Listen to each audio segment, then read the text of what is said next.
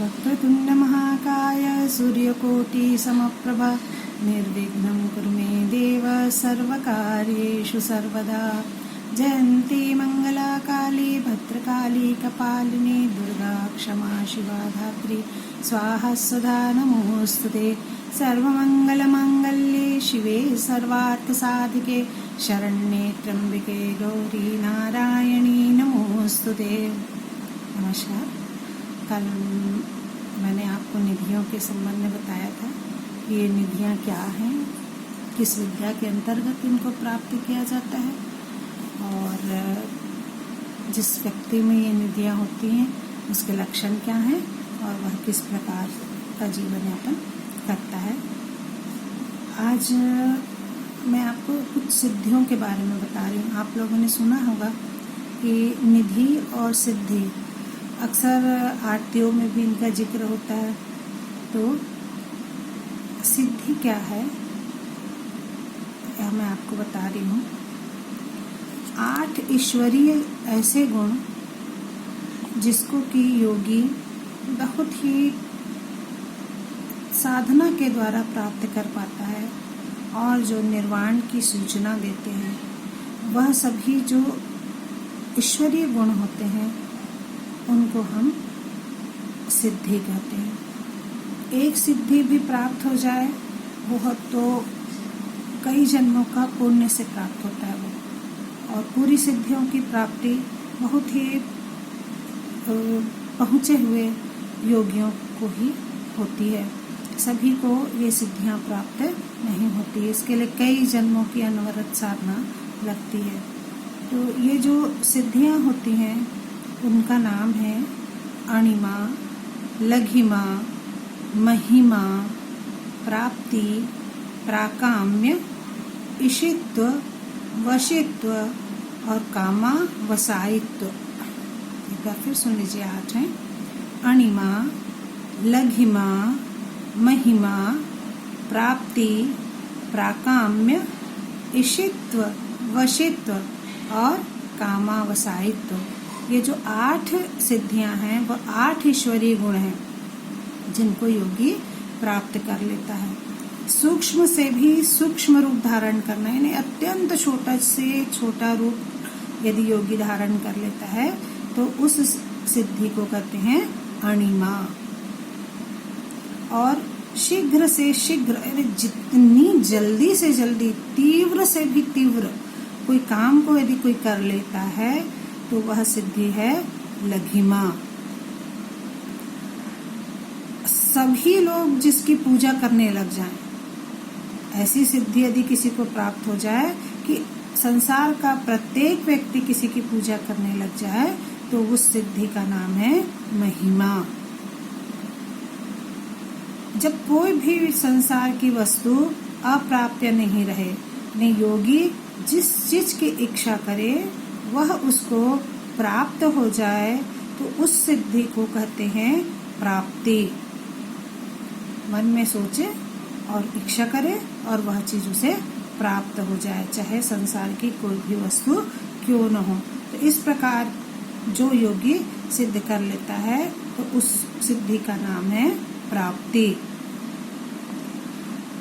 एक जगह रहकर भी सर्वत्र जो व्यापक हो जाता है, पूरा सारे संसार में, सभी तरफ, संसार में भी और हर जगह सर्वत्र जो व्यापक हो जाता है, उस योगी को जो सिद्धि प्राप्त होती है उसको कहते हैं प्राकाम्य। यानी जो योगी प्राकाम्य सिद्धि प्राप्त कर लेता है वह पूरे संसार में व्याप्त हो जाता है।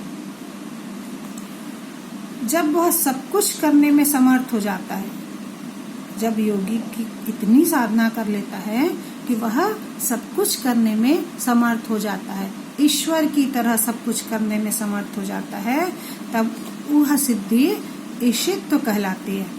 ये कितना असंभव काम है कि कोई मनुष्य अपनी योग विद्या के द्वारा इस सिद्धि को प्राप्त कर ले कि वह ईश्वर की तरह सब कुछ करने में समर्थ हो जाए, तो उस सिद्धि को कहते हैं ईशित्व।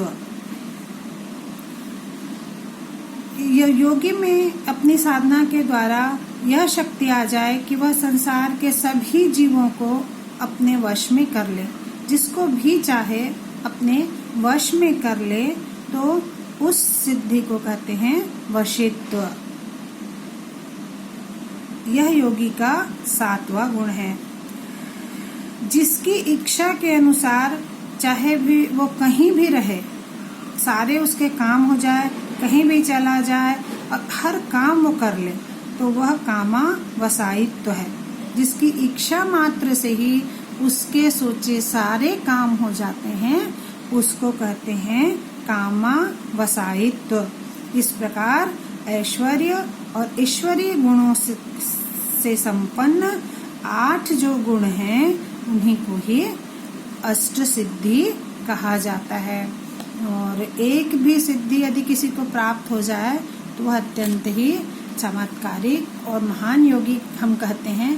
परंतु जिसके पास में ये पूरी सिद्धियां हों, वह कितना महान होगा। आप लोग हनुमान चालीसा पढ़ते हैं तो हनुमान जी के बारे में आप लोग बोलते हैं ना, 8 सिद्धियां प्राप्त हैं, तो आंजनेय हनुमान जी को ये सारी सिद्धियां प्राप्त थीं और महायोगी हैं हनुमान जी। इसीलिए हनुमान जी इन सारी सिद्धियों को प्राप्त करने में समर्थ होने के कारण हर जगह पर रामायण में, श्री रामचरितमानस में पढ़ते होंगे हनुमान जी के बल के बारे में। उन्हें ये 8 सिद्धियां प्राप्त थी। ये सारी सिद्धियां जिसको मिल जाती हैं वह मुक्त हो जाता है। उसका कभी जन्म नहीं होता है, उसकी वृद्धि भी नहीं होती और नाश को भी नहीं प्राप्त होता है। यानी वह सीधा ईश्वर ही है।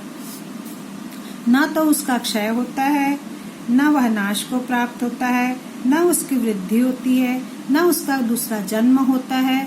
पृथ्वी आदि समुदाय में जो भी चीजें हैं, उससे न तो वो भीगता है, न जलता है, न सूखता है, न काटा जा सकता।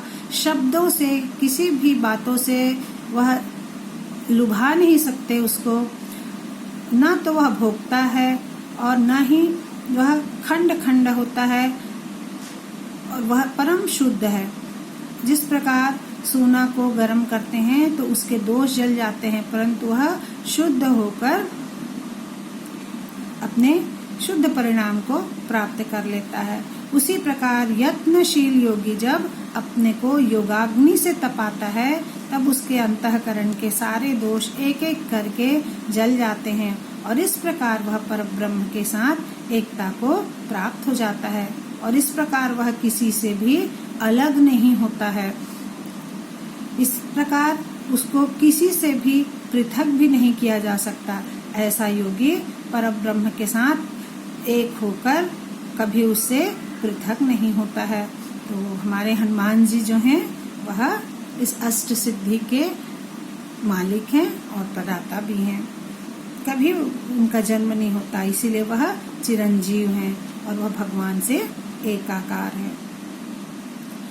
श्रीमन नारायण नारायण नारायण, श्रीमन नारायण नारायण नारायण, श्रीमन नारायण नारायण नारायण।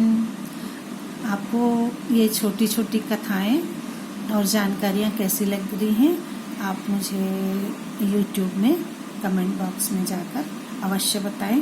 तो इसी प्रकार से मैं बहुत ही प्रेरक और जानकारियों से भरपूर छोटे छोटे प्रसंग आपको बताते रहूंगी। यदि आप लोग को इन्हें जानने की इच्छा होगी तो आप अवश्य ही मुझे कमेंट बॉक्स में बताइए और मेरे चैनल को लाइक करिए और बेल को बजाकर सब्सक्राइब करिए। जय भगवती देवी।